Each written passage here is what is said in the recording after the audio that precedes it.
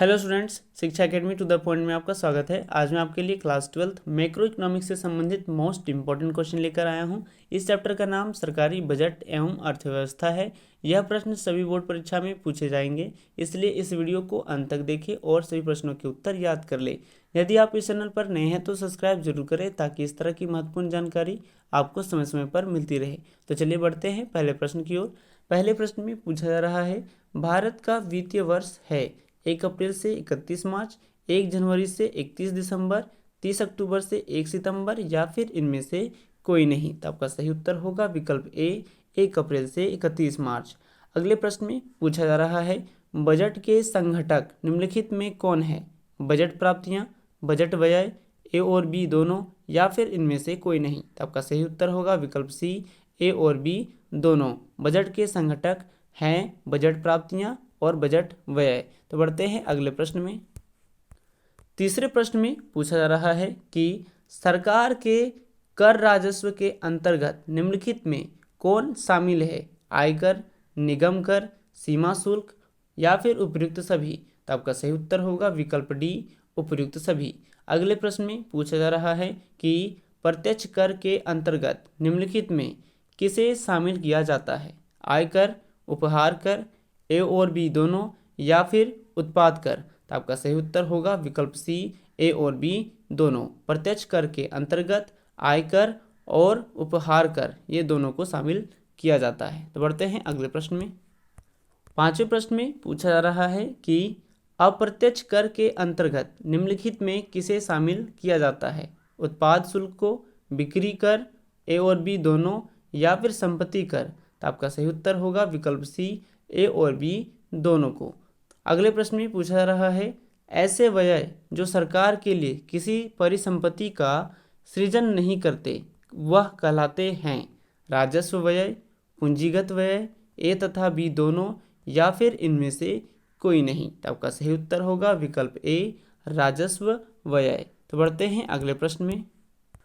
सातवें प्रश्न में पूछा जा रहा है कि भारत में 1 रुपये का नोट कौन जारी करता है? भारतीय रिजर्व बैंक, भारत सरकार का वित्त मंत्रालय, भारतीय स्टेट बैंक या फिर इनमें से कोई नहीं। तो आपका सही उत्तर होगा विकल्प बी, भारत सरकार का वित्त मंत्रालय।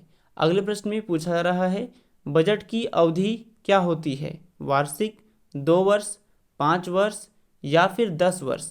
तो आपका सही उत्तर होगा विकल्प ए, वार्षिक। तो बढ़ते हैं अगले प्रश्न में। अगले प्रश्न में पूछा जा रहा है कि राजकोषीय नीति के अंतर्गत किसे शामिल किया जाता है? सार्वजनिक व्यय को, कर, सार्वजनिक ऋण या फिर इनमें से सभी। तो आपका सही उत्तर होगा विकल्प डी, इनमें से सभी।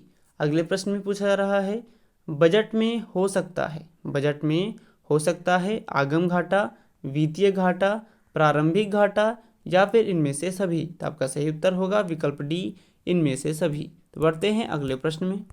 11वें प्रश्न में पूछा जा रहा है कि निम्न में से कौन अप्रत्यक्ष कर है?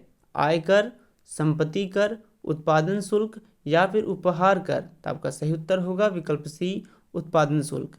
अगले प्रश्न में पूछा जा रहा है, भारत में संसद बजट को सामान्यतः स्वीकृति दे देती है 28 फरवरी तक, 1 मार्च तक, 15 मार्च तक या फिर 31 मार्च तक। तो आपका सही उत्तर होगा विकल्प डी, 31 मार्च तक। तो बढ़ते हैं अगले प्रश्न में। अगले प्रश्न में पूछा जा रहा है कि निम्न में से कौन राजकोषीय घाटे से होने वाला खतरा है? अस्फीतिकारी दबाव, स्फीतिकारी दबाव, दोनों ए और बी या फिर इनमें से कोई नहीं। तो आपका सही उत्तर होगा विकल्प बी, स्फीतिकारी दबाव। अगले प्रश्न में पूछा जा रहा है, बजट निम्न में से कौन सा शब्द है? लैटिन, जर्मन, फ्रेंच या फिर इनमें से कोई नहीं। तो आपका सही उत्तर होगा विकल्प सी, फ्रेंच। यदि आप इकोनॉमिक्स के पिछले वीडियो नहीं देखे हैं तो प्लेलिस्ट में जाकर देख सकते हैं। यदि यह वीडियो अच्छा लगा हो तो लाइक, शेयर एंड सब्सक्राइब जरूर करें और अपने विचार कमेंट करें। तो फिर मिलते हैं अगले वीडियो में नए प्रश्नों के साथ। धन्यवाद।